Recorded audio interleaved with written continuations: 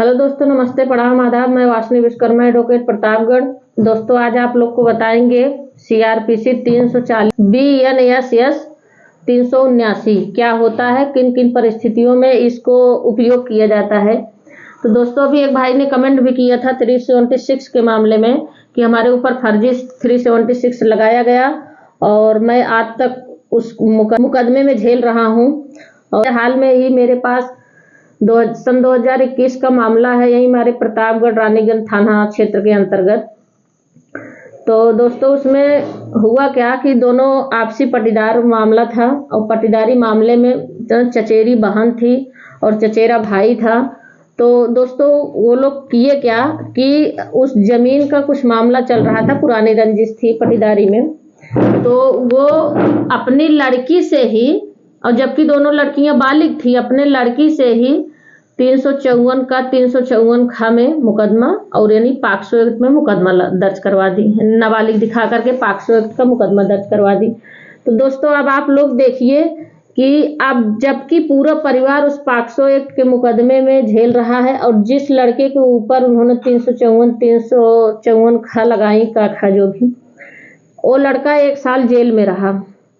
उसके बाद उसमें इसके पहले दूसरे कोई अधिवक्ता थे। जब इसमें 2022 से हम नियुक्ति आए दोस्तों, तो हमने फाइल पढ़ा और फाइल पढ़ने के बाद उसमें एक स्टेटमेंट ऐसा निकाले कि जिसमें जो अभियोजन पक्ष था यानी कंप्लेंट करता था, अब वो वही जेल जाने की नौबत आ गई।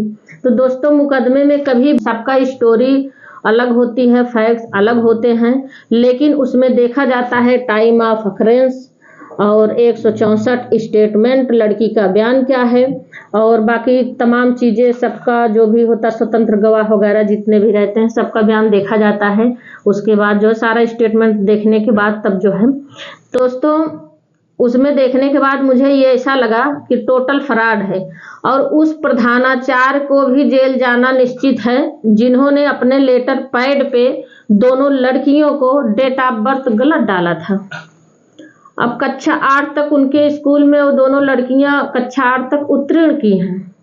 अब दोस्तों, उन्होंने अपने सिर्फ लेटर पैड में दे दिया डेट ऑफ बर्थ दोनों का 1/1/2005 यानी 1 जनवरी 2005 एक पीड़िता की और दूसरी पीड़िता का दे दी 8 जुलाई 2005। अब बताइए दोस्तों, अंतराल कितना हुआ? 6 महीने का। अब इनको 6 महीने में 2 बच्चे पैदा हो रहे हैं। अगर 6 महीने में 2 बच्चा पैदा हो रहे हैं तो अब बताइए, ये चीजें असंभव है दोस्तों। ताकि कोर्ट को भी ये लगा कि फ्रॉड है ये पूरा, और ना कि न्याय प्रणाली, और उसको परिवार को जो है बर्बाद करने के लिए कोर्ट कचहरी मुकदमे के चक्कर लगाने के लिए पॉक्सो एक्ट के तहत मुकदमा दर्ज कराया गया।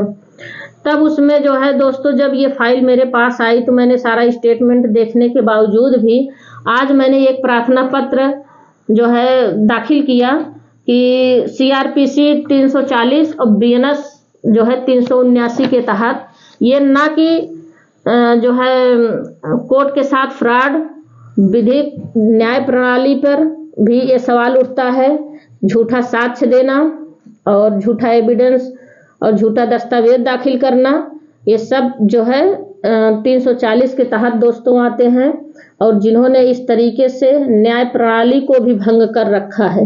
न्यायालय ने सीधा सीधा इस पे आदेश भी किया कि अगर इस तरीके से मुकदमे पाए जाते हैं तो अभियोजन पक्ष को ही जो है इसकी खामियाजा भुगतना पड़ेगा और वो जेल जाएंगे, क्योंकि किसी का परिवार बर्बाद करने से पहले वो खुद को बर्बाद हो जाए। तो दोस्तों, ऐसे ही मुकदमे दमदारी से लड़ा जाता है। और दूसरी चीज, अगर जिसको न्याय दिलवाना, अगर वकील चाह लेता है किसी फाइल में न्याय दिलवाना है मुझे, तो सारा फैक्ट, सारा एलिगेशन उसका पढ़ लेता है कि उसकी स्टोरी क्या है, और ये स्टोरी फाल्स स्टोरी बनाई जाती है। तो ऐसे में दोस्तों, हम ये भी दिखाएंगे कि इनकी वास्तविक जन्मतिथि क्या है, जिसमें हमने 3 साल से वो मुकदमा देख रहे हैं, अभी एविडेंस पे मुकदमा चल रहा है। तो दोस्तों, अब ये जान लीजिए कि इनकी वास्तविक जन्मतिथि क्या है, आप लोगों को बता दें। वास्तविक जन्मतिथि इनकी ये है 30/6/2019 की फर्स्ट पीड़िता की जन्मतिथि है, और सेकंड पीड़िता की 30/3/2015 है।